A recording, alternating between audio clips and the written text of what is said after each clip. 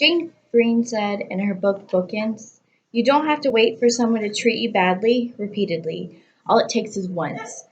And if they can get away with that once, if they know that they can treat you like that, then it sets the pattern for the future." If you Google the definition of abuse, you'll come up with a couple different definitions. One of them that says it's to treat with cruelty or violence, especially regularly or repeatedly. When you think of abuse, you think physically, you don't think mentally or emotionally. That also happens with domestic violence. You think about the bruises, the black eyes, the broken arms, you think about the busted lips, but you don't think about the emotional or mental abuse that comes with it.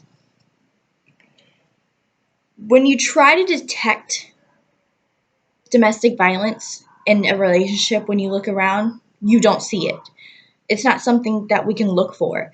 It's the signs that happen with it you can't see.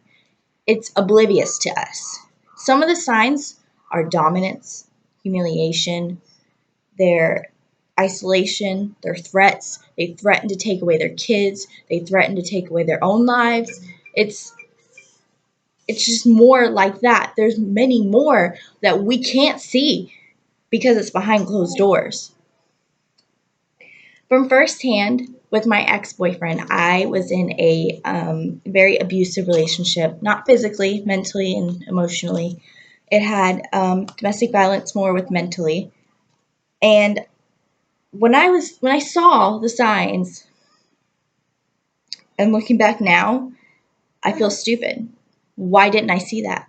Why was I so oblivious to the signs that I was in an abusive relationship? That's how oblivious we all are. When I was researching, I found this website. It was called helpguide.org, and it had a cycle written out. And when I was reading it, I remember my relationship, and I'm like, why couldn't I get out of this? This is why I couldn't get out of this. It was a never ending cycle, just kept going and going. And it would get worse with each start over of the cycle. The cycle, you would think that you would recognize it if you're in this situation, but you really don't. The first step is the abuse. That's when it starts. They think they can express their dominance by belittling you, being aggressive, being violent towards you, and then they start to feel guilt. But guilt in a sense that they're worried they're going to get caught, they're going to get have to pay for their consequences. Now, they don't feel guilty for what they've done. The third step is excuses. The long list of excuses that justifies them doing it. They give you reasons why it's your fault. They never take responsibility. And then this is the part that gets everybody in the situation, is the normal behavior part. You think everything's good because they try to keep you in the relationship by earning your trust back. No. Because then they start to fantasize. They start to think, I haven't made her pay for this wrong thing she did. I need to start thinking of something else. And they start to plan.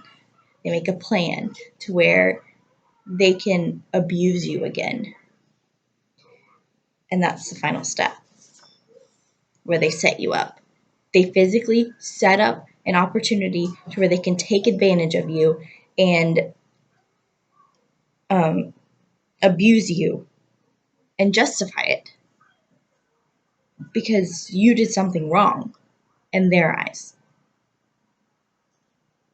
And it's just a never ending cycle.